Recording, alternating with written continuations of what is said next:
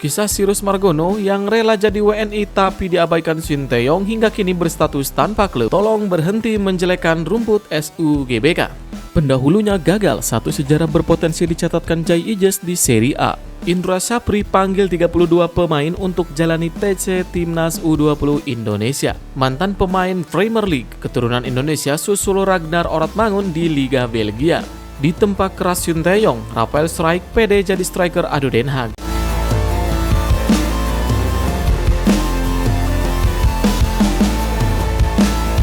Halo football lovers, salam sehat sejahtera.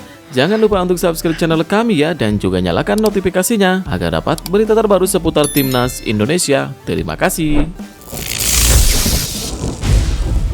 Kisah Sirus Margono yang rela jadi WNI tapi diabaikan Sinteyong hingga kini berstatus tanpa klub. Sirus Margono sama mendapatkan kembali status kewarganegaraannya yang sempat hilang. Setelah pengambilan sumpah WNI, Sirus Margono mengungkapkan keinginannya memperkuat Timnas Indonesia. Sayangnya, sudah 5 bulan memegang paspor Indonesia, kiper bertinggi badan 191 cm ini tak kunjung membela Timnas Indonesia. Padahal, dalam rentang April sampai dengan Juni, ada sederet ajang yang diikuti Timnas Indonesia U23 dan senior. Sebut saja Piala Asia U23 dan kualifikasi Piala Dunia. Medio awal April 2024, Sinteyong blak-blakan mengaku tidak memanggil Sirus Margono ke Timnas Indonesia U23. Melihat pernyataan Sinteyong, pelatih 53 tahun itu sama sekali belum melirik kiper yang saat itu masih membela klub Liga 2 Yunani. Sekarang, kondisinya semakin sulit. Sebab, per 1 Juli 2024, kiper 22 tahun ini berstatus tanpa klub. Jika tanpa klub, Sinteyong semakin sulit memantau kiper kelahiran Monkeysop, New York, Amerika Serikat pada 9 November 2001 ini. Menarik menanti klub mana yang akan dituju Sirus Margono. Apakah ia akan membela klub Liga 1 Indonesia?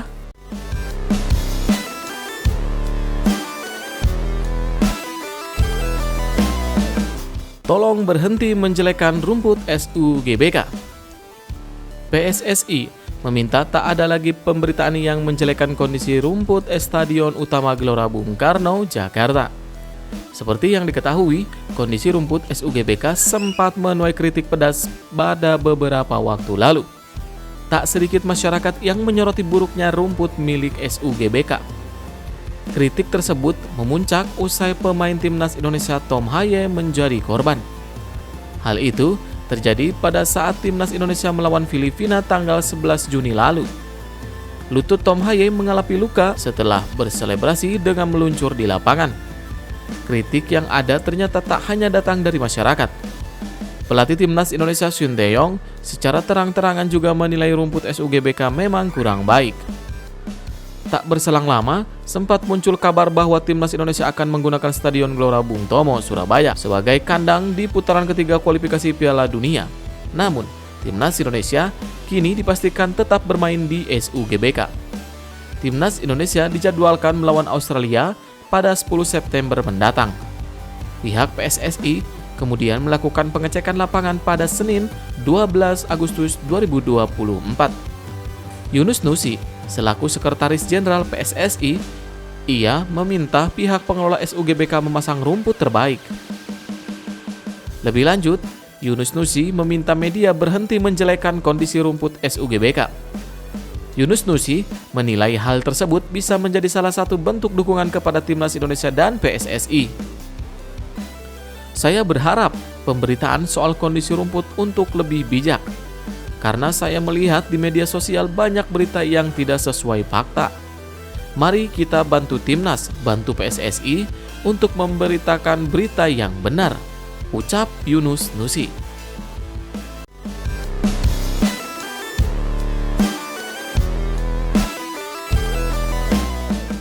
Pendahulunya gagal, satu sejarah berpotensi dicatatkan Jai Ijes di Serie A. Jai Ijes berpotensi mencatatkan diri sebagai pemain Indonesia pertama yang bermain di Serie A Italia. Peluang untuk Jai Ijes mencetak sejarah itu terbuka lebar. Pasalnya, bek tengah 24 tahun itu menjadi pilihan utama pelatih Venezia FC, Eusebio Di Francesco. Saat Venezia FC melawan Brescia di Coppa Italia pada Senin, Jay Ijes dipasang sebagai starter dan bermain sepanjang pertandingan. Meski Venezia FC kalah, Ijes mencetak satu-satunya gol klub berjuluk The Iloni Alaite itu. Di Francisco memiliki catatan penting di sektor pertahanan yang harus diperbaiki oleh Jay Ijes jika ingin terus mengamankan tempat di starting 11. Pertandingan ini harus menjadi pelajaran bagi kami, khususnya untuk perkembangan tim, kata Di Francesco. Hasil babak pertama tidak mencerminkan apa yang kami ciptakan dan peluang yang kami miliki untuk mencetak gol. Di babak kedua, gol itu menghentikan kami, dan itu terjadi karena kesalahan pertahanan kami. Itu akan menjadi pelajaran bagi kami. Pertandingan selanjutnya Venezia FC adalah melawan Lazio pada pekan pertama Serie A musim 2024-2025 di Olimpico Roma. Jika Jay Ijes bermain di laga itu, ia akan menjadi pemain Indonesia pertama yang mentas di Serie A. Sebelumnya, pendahulu Jay Ijes gagal tampil di Serie A. Ia adalah kiper Kurnia Sandi. Kurnia Sandi bisa menembus Italia berkat program Primavera bersama Kurniawan Dwi Yulianto dan Bima Sakti. Kurnia Sandi berhasil menembus tim utama Sampdoria pada musim 1997 sampai 1998. Akan tetapi, Kurnia Sandi masih menjadi pelapis kiper-kiper Sampdoria pada waktu itu. Fabrizio Veron dan Matteo Seneni, Kurnia Sandi sempat memiliki peluang untuk masuk skuad Sampdoria setelah Fabrizio Veron mendapat kartu merah. Rencananya, Kurnia Sandi akan menjadi cadangan Matteo Sereni. Pada akhirnya, Kurnia Sandi gagal masuk skuad karena masalah dokumen International Transfer Certificate atau ITC Kurnia Sandi yang belum beres.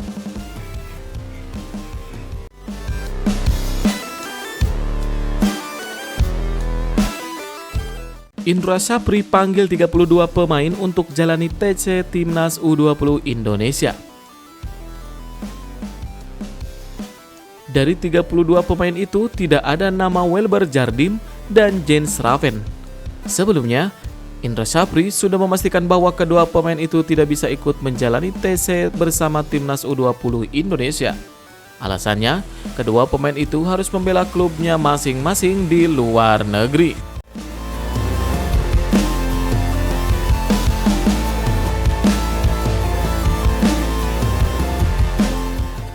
Adapun TC Timnas U20 Indonesia digelar bukan agenda FIFA.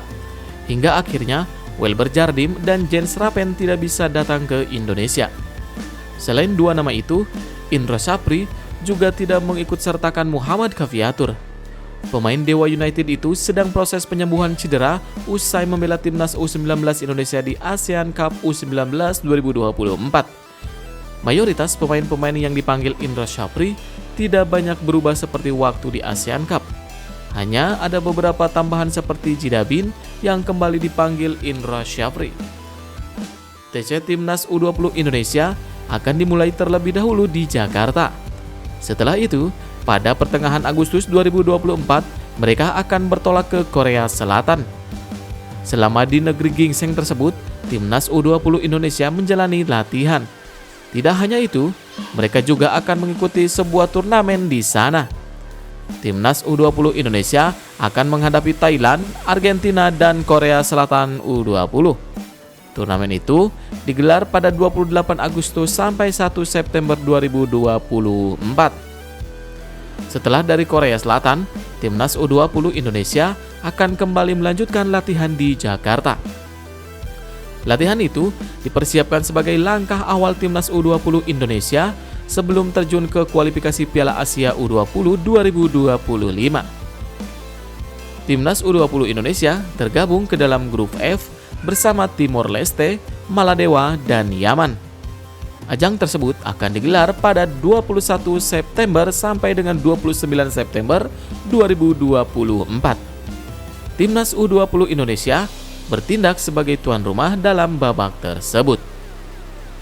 Dan seluruh pertandingan grup F akan digelar di Stadion Madia, Senayan, Jakarta Pusat.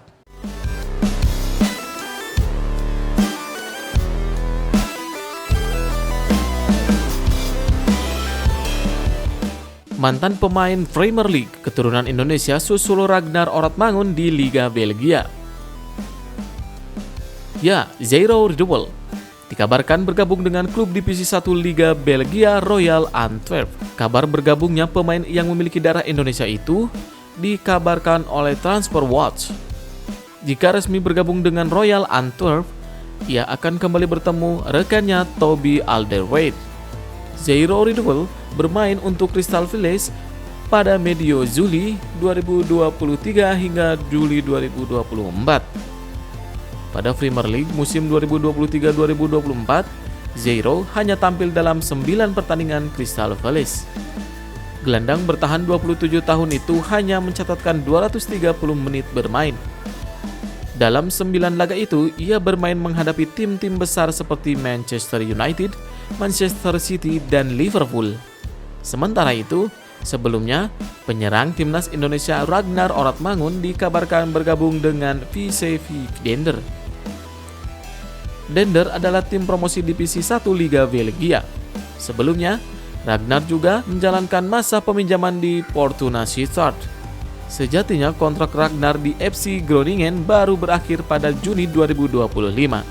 Akan tetapi, ia tidak masuk skema tim FC Groningen untuk musim 2024-2025.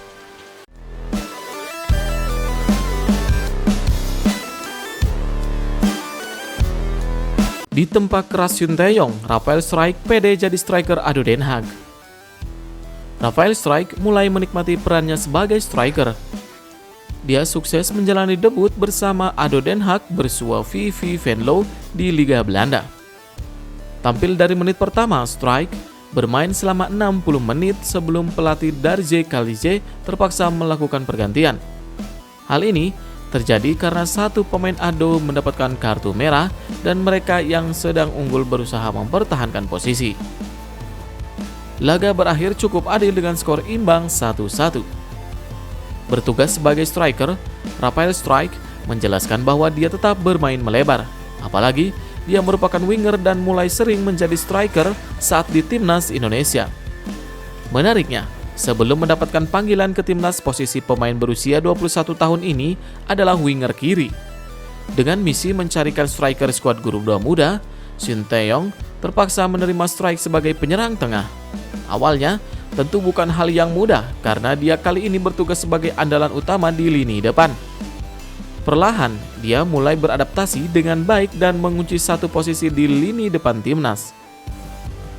Pemain kelahiran Leidschendam ini juga menyadari hal tersebut. Menjadi striker ADO Den Haag, dia tetap menjalani peran utamanya dengan bermain melebar. Ini dilakukan untuk membuka ruang bagi Alex Schwal agar bisa terus menyerang. Meski senang menjalani debut, Struijk mengaku bahwa bertugas sebagai striker tidak mudah. Apalagi di tim senior dia menghadapi bek yang memiliki postur yang lebih ideal.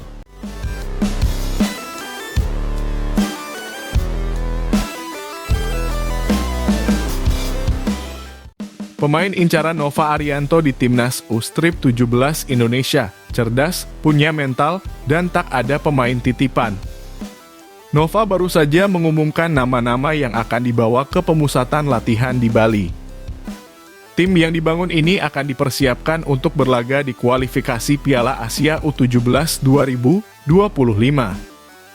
Belajar dari ASEAN Cup U16 2024, Nova kali ini memiliki gambaran utuh terkait skuad yang dibawa ke ajang tersebut. Babak kualifikasi akan digelar mulai 21 hingga 29 September mendatang. Tentunya, pemain yang dipanggil harus lolos kriteria umum seperti fisik dan kemampuan di lapangan. Nova Arianto menjelaskan beberapa kriteria sudah diterapkan dalam pemilihan pemain. Tentunya, ini sudah dipikirkan dengan baik karena target utama adalah berlaga di Piala Asia. Dia hanya memanggil pemain yang bisa mengerti instruksi dan memiliki kemampuan mumpuni. Harapannya, pemain bisa siap secara mental, teknik, secara skill maupun taktik, kata Nova Arianto. Mantan pemain Timnas Indonesia menyadari akan banyak sorotan dalam pemilihan pemain. Apalagi, ini adalah timnas termuda yang dimiliki oleh Indonesia. Isu pemain titipan sudah pasti jadi bahasan hangat di kalangan netizen. Timnas U17 adalah pemain baru. Banyak orang mungkin berpikir ada pemain titipan, ada anak ini, ada anak itu. Saya pastikan tidak ada, ujarnya. Nova menilai bahwa nama-nama yang menembus timnas U17 Indonesia adalah pemain pilihan. Dia hanya melihat dari kemampuan dan potensi yang dimiliki pemain tersebut. Latar belakang keluarga sang pemain tidak menjadi pertimbangan karena dia hanya ingin membangun tim yang kuat. Saya tidak peduli masalah itu. Karena selagi saya yang memilih hanya pemain terbaik yang bisa masuk ke skuad saya, ujarnya.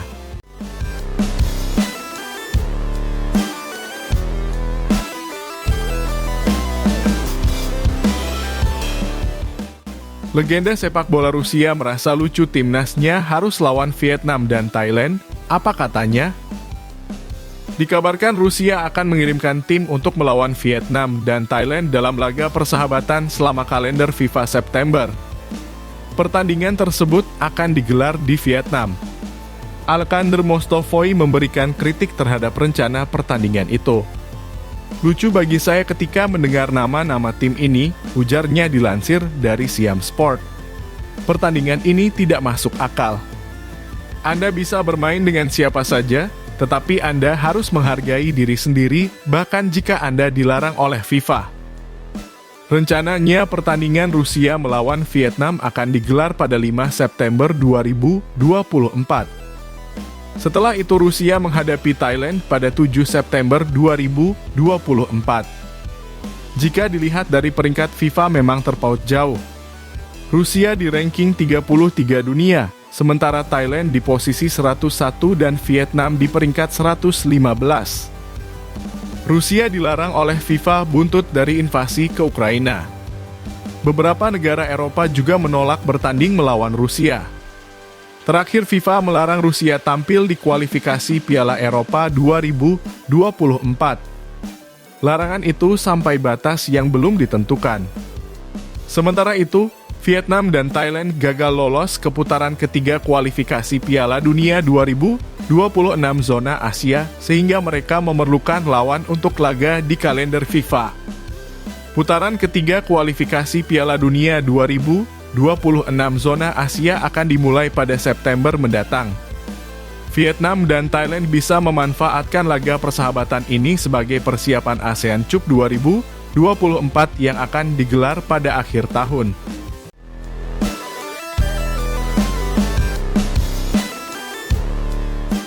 Sandy Walsh bicara belak-belakan soal peluang timnas Indonesia di kualifikasi Piala Dunia 2026.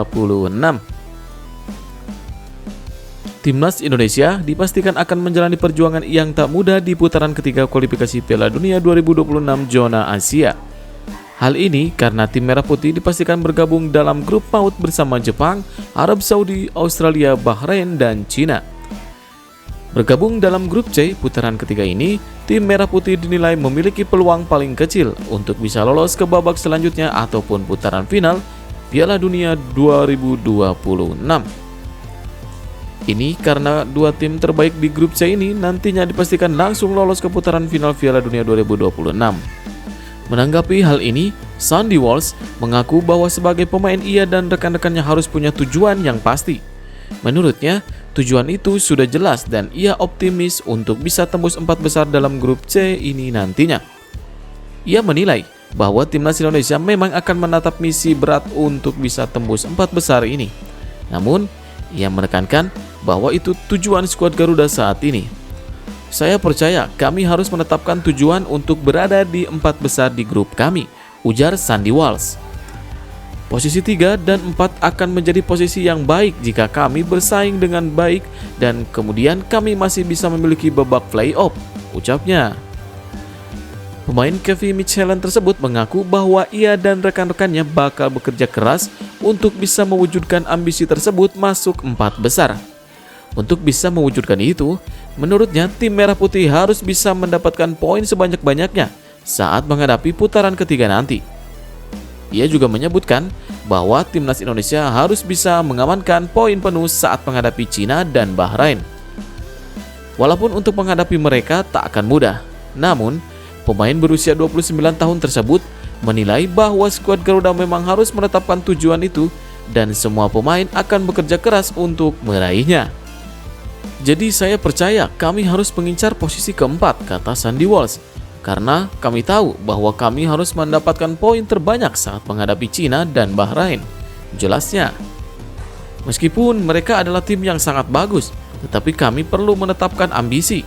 Kami perlu menetapkan tujuan, tegas Sandy Walsh.